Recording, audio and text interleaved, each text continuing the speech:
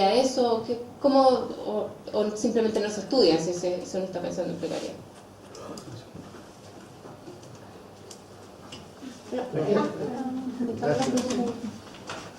Yo quería comentar sobre la presentación sobre empoderamiento. Varias cosas. Bueno, había una especie de revisión sobre artículos sobre pobreza. Me gustaría saber qué proporción de ellas se dedicaban a las políticas de reducción. ¿El de empoderamiento o de Sonia? El de Sonia, perdona. Sí, el que hablaba sobre qué proporción era sobre políticas para reducir la pobreza, comparado con simplemente mostrar fenómenos de la pobreza, descriptivos, etc.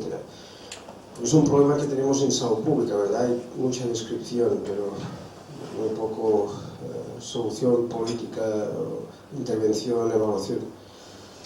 Luego, en el otro caso, había la idea del mismatch, ¿no? Que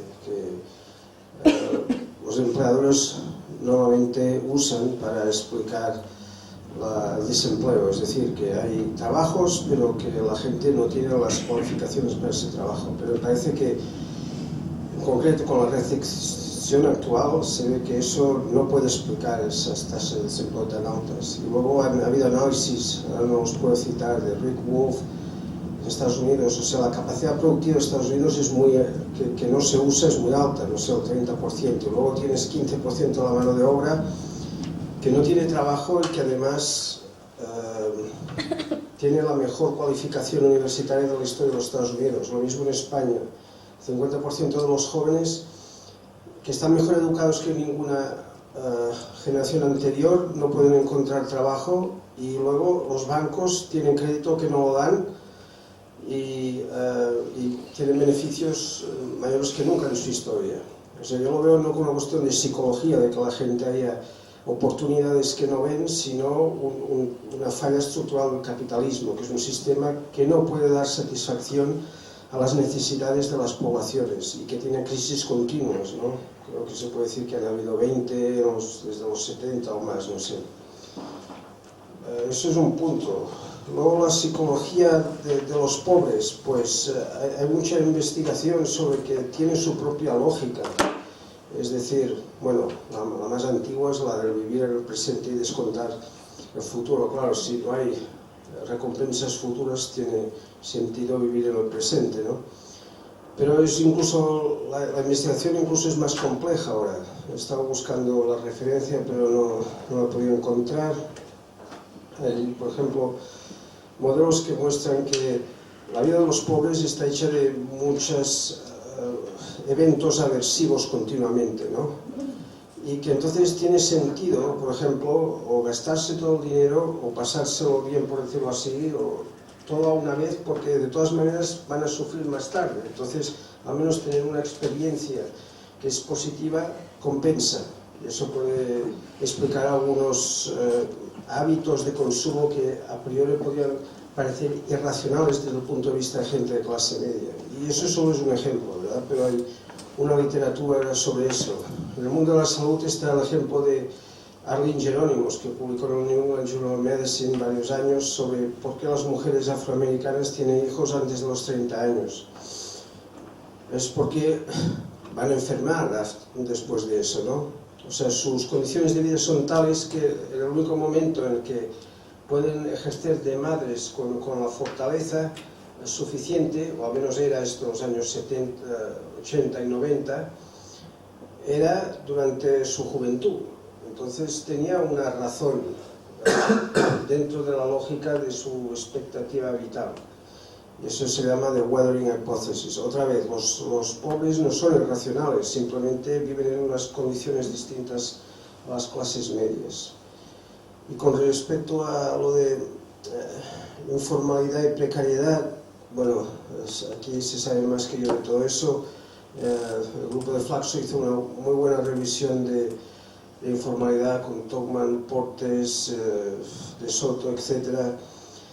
Yo creo que los dos conceptos se solapan y además no están cerrados, en el sentido de que cada uno de ellos tiene distintos elementos, ninguno de ellos está considerado como necesario o suficiente. En el caso se necesita como una especie de análisis de cómo se solapan y de qué es lo que tienen en común, ya que los dos se describen a base de relaciones de empleo, es decir, clase social, condiciones de empleo, como puede ser distinto tipo de contrato, y luego ocupación. Y luego está un tipo como standing, que encima le echa género, migración, educación. Entonces, claro, eso llega a un punto en que no hay forma de aclararse.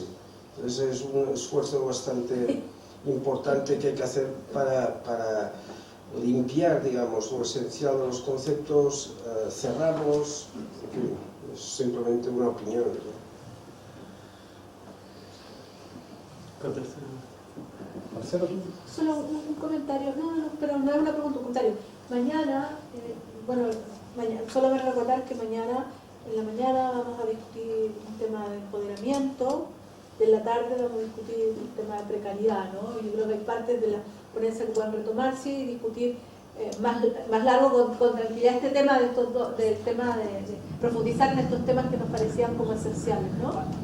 Eso son los temas para contestar, y yo intento ser concreto, no evadir la pregunta. Lo que sí hago la aclaración, lo planteo también como duda, lo que voy a decir ahora. Lo que yo intentaba ahí es poner de alguna manera, digamos, cuando hablamos de precarización del trabajo o de los procesos de precarización y de precariedad laboral, hacer referencia a las consecuencias de la flexibilización laboral sobre la redefinición de lo que es la relación salarial, digamos. A mí eso tiene un componente político que no quiero perder, que no me gustaría que se pierda subsumido en el concepto de informalidad. Si me decís, la posición de OIT de ampliar el concepto de informalidad, del sector informal, para hablar de economía informal, para incluir nuevas realidades del mercado de trabajo, a mí me parece que ahí se pierde la crítica política que conlleva trabajar sobre la precariedad laboral. Dicho esto, digo, que es ya parte de una cuestión, si querés, valorativa ideológica de mi parte,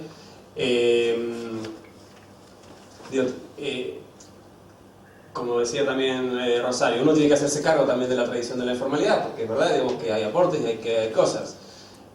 Yo con la informalidad, el problema que tengo es que no tengo marco conceptual para interpretarla, prácticamente, digamos. Puede haber teorías, digamos, ¿no? De algunas que uno se apoya más o menos, o que simpatiza más, las más liberales o las más estructuralistas, pero, digamos, a mí no me sirve, digamos, tanto, digamos, como marco conceptual.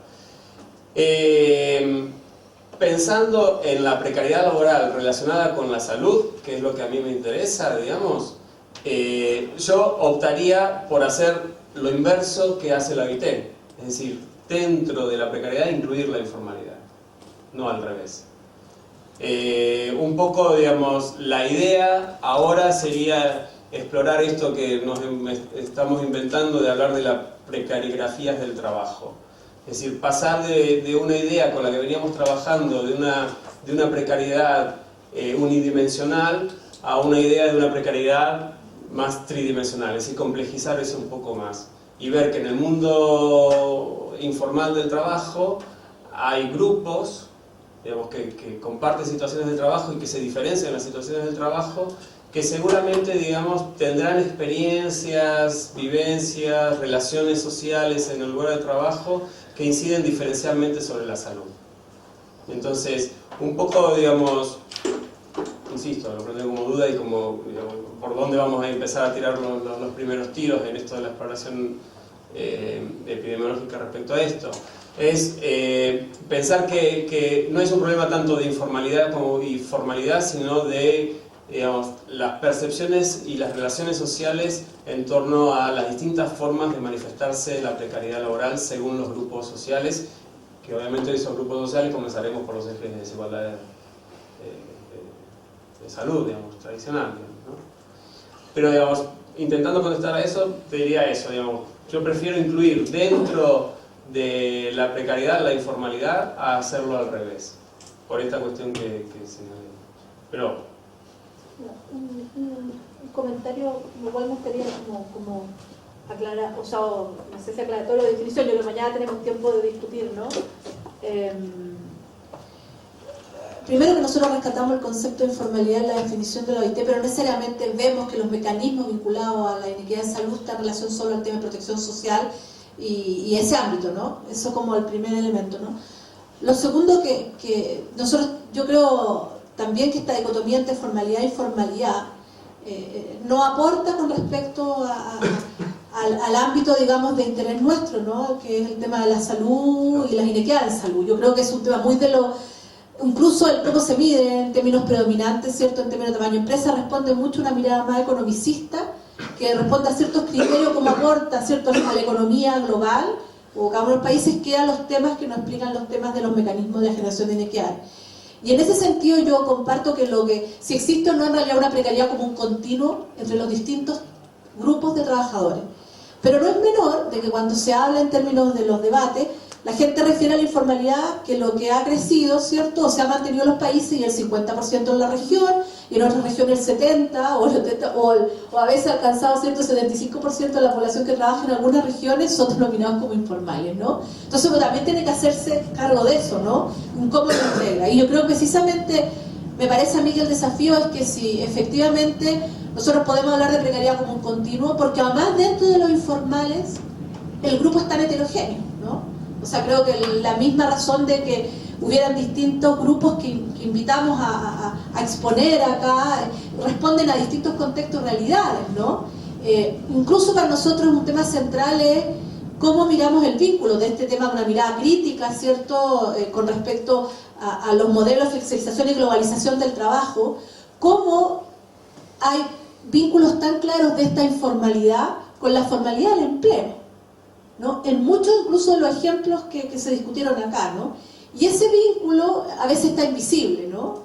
No es visible y por lo tanto queda definido como aquellos grupos que no son capaces de insertarse al mercado laboral o que quedan marginados y en realidad no son parte de la estructura del mercado laboral que existe en muchos de nuestros países. Entonces yo creo que precisamente son los temas que nosotros queremos discutir, digamos, mañana en profundidad, y también el tema del empoderamiento, ¿no?, que son dos temas tan centrales, incluso como un tema, cómo lo interpretamos, ¿cierto?, porque también hay ciertos temas como tradicionales que han estado presentes, como una determinada forma de organización, ¿no?, que es a través de la organización sindical, ¿cierto?, qué presencia tiene frente a otro tipo de espacios a nivel de trabajadores que quizás tiene una expresión más territorial, bueno, que son los temas que queremos discutir mañana, y por lo tanto también para nosotros es muy importante que mañana vengamos con un tema de reflexión, de duda, ¿no?, y de poner en la mesa todas las inquietudes que tengamos respecto a eso, ¿no? O sea, así de abierto está también para nosotros, ¿no?